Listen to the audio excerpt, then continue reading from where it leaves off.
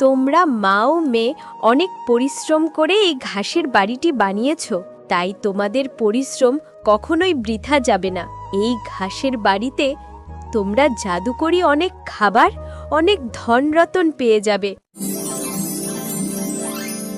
মিনা, তুই ঘরেই থাক মা। বাইরে অনেক বৃষ্টি হচ্ছে। আমি বাগিনী ম্যাডামের বাড়িতে কাজে যাব। ঘরটাও ভেঙে গেছে। এই ঘরের মধ্যে কি করে যে তোকে রেখে যাব, আমার বেশ চিন্তা হচ্ছে তোর জন্য। ও মা, এই বৃষ্টির মধ্যে তোমার যেতে হবে না, তুমি বাড়িতে থেকে যাও না মা। এই বৃষ্টির মধ্যে তুমি কি করে যাবে? তুমি বৃষ্টিতে ভিজলে যে অসুস্থ হয়ে পড়বে। আজকে কাজে যেতে হবে না মা। না রে মা, এই কথা বললে কি আর হয়? কাজে যেতেই হবে, না হলে খাবো কি? আর এই বর্ষার সিজনে যে বৃষ্টি হতেই থাকবে, তাই বলে কি বাড়িতে বসে থাকা যাবে রে মা? তুই একটু কষ্ট করে থাক, আমি তাড়াতাড়ি কাজ সেরে তারপর তোর কাছে চলে আসবো। আচ্ছা ঠিক আছে মা, তুমি সাবধানে যেও। এই বৃষ্টির মধ্যে আমাদের ছাতাটাও ভেঙে গেছে, তোমাকে যে ভিজে ভিজে যেতে হবে। তুমি কিন্তু সাবধানে যেও মা।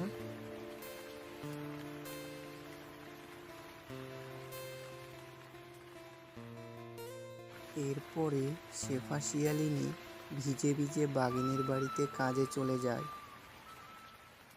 এই শেফা, এত দেরি করলি কেন রে? প্রতিদিন এইভাবে দেরি করে কাজে আসলে কাজগুলো কখন শেষ করবি তুই? ম্যাডাম, বাইরে প্রচণ্ড ঝড় বৃষ্টি শুরু হয়েছে। মেয়েটাকে একা একা বাড়িতে রেখে এসেছি। তারপর পথে এত বৃষ্টি ছিল, এই জন্য আসতে দেরি হয়েছে। আপনি চিন্তা করবেন না, আমি সময় মতন সব কাজ সেরে ফেলবো। আচ্ছা ঠিক আছে, যা, রান্নাগুলো শেষ করে আমার বাগানে ঘাসগুলো পরিষ্কার করবি। আগাছাতে আমার বাগানটা নষ্ট হয়ে যাচ্ছে, ঘাসগুলো সুন্দর করে কেটে নিবি। আচ্ছা ঠিক আছে ম্যাডাম, আমি রান্নাবান্না সব কিছু সেরে নিচ্ছি। কিন্তু ঘাস কাটার কাজটা যে আমার না, ওটাও কি আমাকে করতে হবে? আর আমি ওটা করে দিলে আপনি আমাকে বাড়তি কিছু টাকা দিয়ে দিয়েন। আরে শেফা, মাস গেলে তোকে মাইনে দে, আবার বলছিস ঘাস কাটতে পারবি না? তোকে যেই কাজ করতে বলবো সেটাই করবি, এত বাহানা করবি না। এইখান থেকে যা তো, আমাকে আর জ্বালাবি না, আর কথা বাড়াবি না। এরপরে শেফা শিয়ালিনী বাঘিনীর কথা মতো রান্না করতে থাকে। আর রান্না শেষ করে সে বাঘিনীর বাগানে ঘাস পরিষ্কার করতে থাকে। বাঘিনী ম্যাডাম, আমি আপনার বাগানের সব ঘাস পরিষ্কার করে দিয়েছি, আর আপনার সব কাজও সেরে ফেলেছি। এখন আপনি আমাকে যদি কিছু টাকা দিতেন। আরে শেফা, কিসের টাকা চাইছিস? মাস এখনো শেষ হয়নি। আমি জানি ম্যাডাম, মাস এখনো শেষ হয়নি, কিন্তু আমার ঘরের চালাটা যে ভেঙে গেছে, মেয়েটাকে নিয়ে বৃষ্টির মধ্যে থাকতে খুব কষ্ট হচ্ছে। আপনি যদি কিছু টাকা দিতেন, তাহলে ঘরের চালাটা সারার ব্যবস্থা করতাম। আপনি মাস শেষ হলে আমার বেতন থেকে কিছু টাকা কেটে রাখবেন। না রে শেফা, আমার কাছে কোনো টাকা নেই, মাস শেষ হলেই টাকা পাবি। আমি তো আর তোর জন্য টাকা নিয়ে বসে থাকি না, যে তুই টাকা চাইলেই আমি তোকে দিয়ে দেব।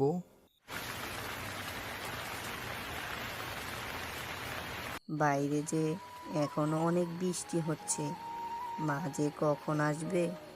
আমার ভীষণ ঠান্ডা লাগছে আর ভয়ও করছে। ও মা, তুমি তাড়াতাড়ি চলে আসো মা, আমার যে ভীষণ ভয় করছে। ওই তো দেখছি মা চলে এসেছে। এত দেরি করলে কেন মা? হ্যাঁ রে মা, বাগিনী ম্যাডামের বাড়িতে আজকে অনেক কাজ ছিল, তারপর বৃষ্টির জন্য যেতেও দেরি করেছি। তোর খুব কষ্ট হয়েছে তাই না? আমি এখন এসে গেছি, আর কোনো ভয় নেই। হ্যাঁ মা, আমি অনেক ভয় পেয়েছি। দেখো না, বাইরে কত বিদ্যুৎ চমকাচ্ছে, আর তোমার গাটাও তো ভিজে গেছে মা। তুমি তাড়াতাড়ি তোমার গাটা মুছে নাও, আমার খুব খিদে পেয়েছে।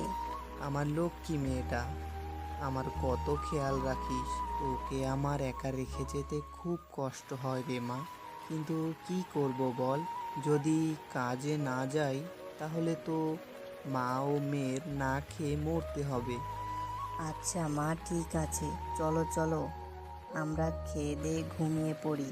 তোমার শরীরটাও তো ক্লান্ত, সারাদিন কত কাজ করেছো। এরপরে তারা মা ও মেয়ে ঘুমিয়ে পড়ে আর রাতে তাদের ঘরের চালা ফুটো হয়ে পানি পড়তে থাকে। মা, দেখো না, আমাদের ঘরের চালাটা ফুটো হয়ে কত পানি পড়ছে। হ্যাঁ রে মিনা, তুই তো ঠিকই বলেছিস। এইভাবে যদি পানি পড়তে থাকে তাহলে যে পুরো ঘরটা পানিতে ভরে যাবে। এখন যে কি করব? বাঘিনী ম্যাডামের কাছে কিছু টাকাও চাইলাম ঘরটা ঠিক করানোর জন্য, কিন্তু কোনো টাকাই দিল না। ও মা, তাহলে আমরা কি করে ঘুমাবো বলো? আমাদের বিছানার উপরে যে পানি পড়ছে, এইভাবে পানি পড়তে থাকলে ঘর যে ভাসিয়ে নিয়ে যাবে। তুই চিন্তা করিস না রে মা, আল্লাহ নিশ্চয়ই একটা ব্যবস্থা করবে।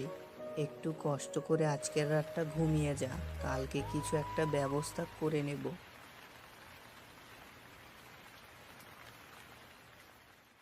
বাঘিনী ম্যাডাম, বড্ড বিপদে পড়ে আপনার কাছে এসেছি। কাল রাতে যে ছোট্ট মেয়েটাকে নিয়ে ঘুমাতে পারিনি, বৃষ্টির পানিতে আমার ঘরটা ভিজে গেছে। আমি তো আপনার কাছে কাজের টাকাই চাইছি ম্যাডাম, আপনি আমাকে অল্প কিছু টাকা দিয়ে দিন। আমি শুধু ঘরের চালাটাই ঠিক করতে চাই। শেফা, তোর যদি কাজ করতে ভালো না লাগে তাহলে তুই চলে যা, তোকে কাজ করতে হবে না। ভাত ছিটালে কাকের অভাব হবে না, আমার বাড়িতে কাজের লোকের অভাব পড়বে না। মাস না হলে আমি কোনো টাকা দিতে পারবো না, মাস শেষ হলে তখন তোকে দেব। ঠিক আছে ম্যাডাম, আমি আর আপনার কাছে টাকা চাইবো না। দেখি অন্য কোনো উপায়ে নিশ্চয়ই আল্লাহ একটা ব্যবস্থা করে দেবে।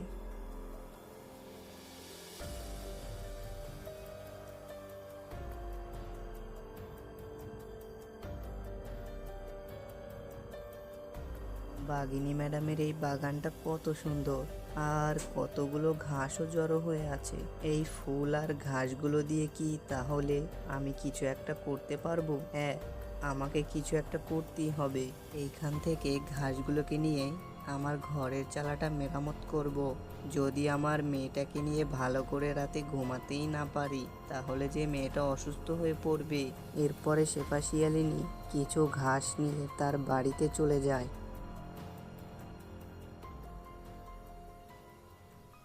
ও মা, তুমি এতগুলো ঘাস এনেছো কেন? এই ঘাস দিয়ে তুমি কি করবে মা? আমাদের তো কোনো গরুও নেই, ছাগলও নেই, তাহলে? হ্যাঁ রে মিনা, এইগুলো কোনো গরু ছাগলের জন্য আনিনি, এইগুলো দিয়ে আমাদের ঘরের চালাটা মেরামত করব। ঘাস দিয়ে তুমি কি করে ঘর মেরামত করবে মা? ঘাস দিয়ে কি কখনো ঘরের চালা ঠিক করা যায়?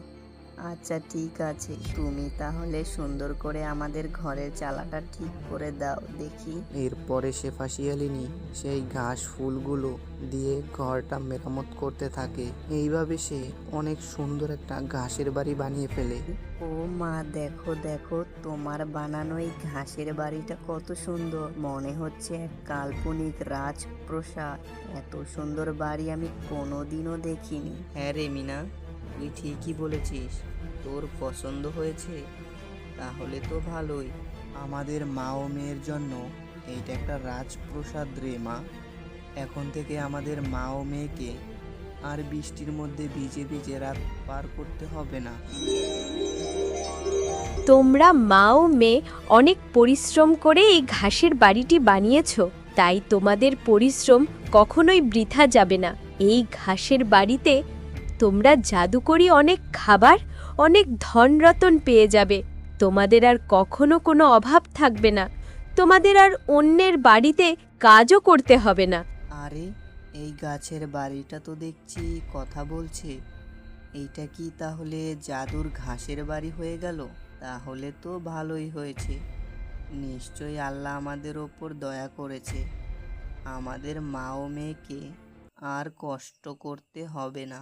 হ্যালো বন্ধুরা, তোমাদের কাছে যদি গল্পটি ভালো লেগে থাকে তাহলে চ্যানেলটিকে সাবস্ক্রাইব করে পাশে থাকবে। ধন্যবাদ।